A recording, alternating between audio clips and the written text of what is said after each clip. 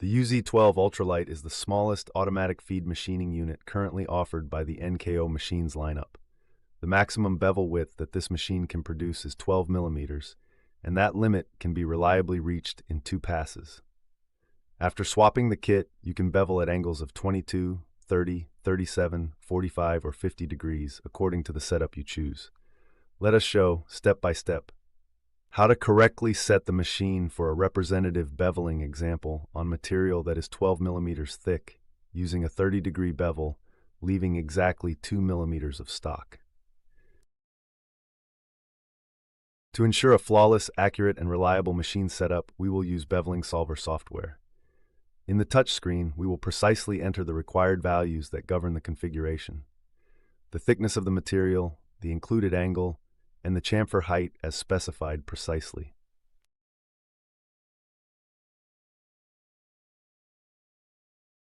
Thus, the required bevel is produced by a 2-step procedure. On the C scale, we first set the reading to 7 and then to 2 millimeters, carefully performing each adjustment. On the C scale, we adjust the height of the root. From the Beveling Solver calculation on the C scale for the first cut, we set 7 millimeters. First, we unfasten the screw on the main roller. Then, using the adjustment screw, we locate the desired value and securely fasten it in place with the lock nut as required.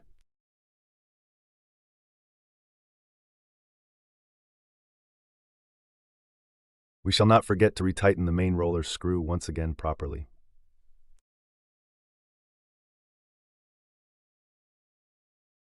As the final step before machining begins, we still have to set the position of the upper clamping strip.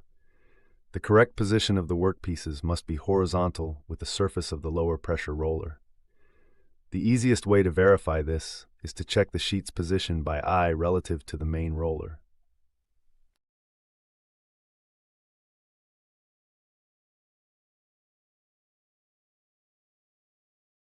Everything's set up and ready. Let's get to it. When inserting the workpiece into the machine, its edge must remain touching the guide rail.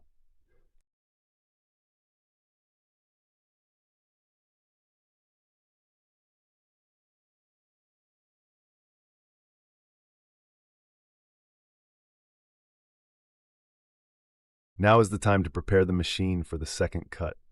We already know just how to do it. Based on the Beveling Solver calculation, we will set the final bevel on the C scale to 2 millimeters. Do not forget that we must also adjust the position of the upper pressure bar.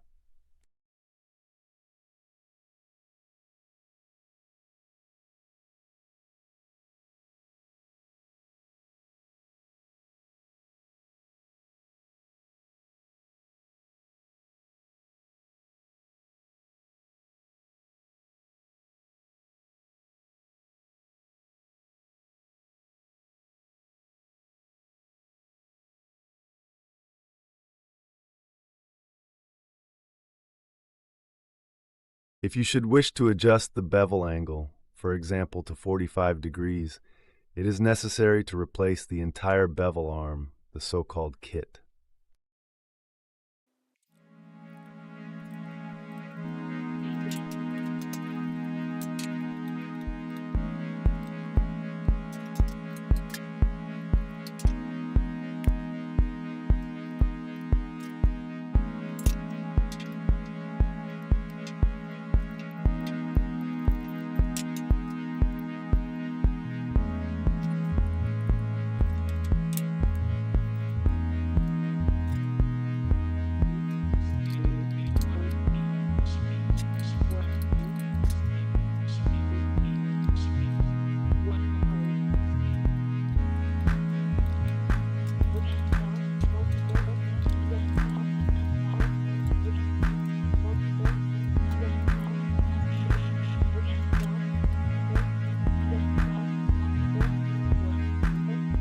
One very common mistake made by the operator that can even, in some cases, lead to the destruction of the angular arm is the incorrect or improper setting of the securing screws.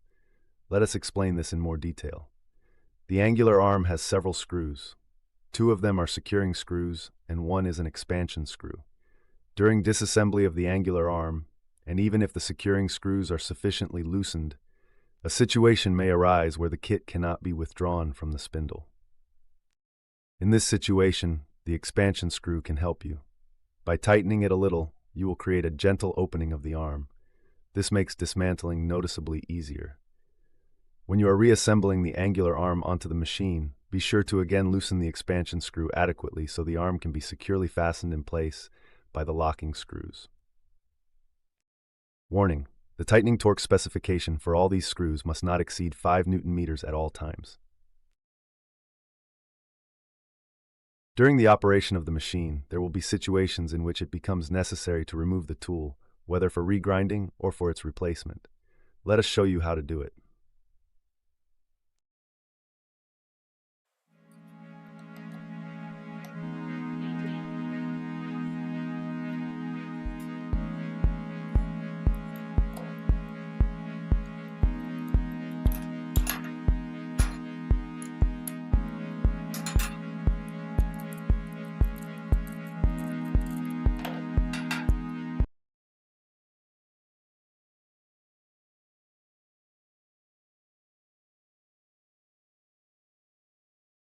Thanks for watching.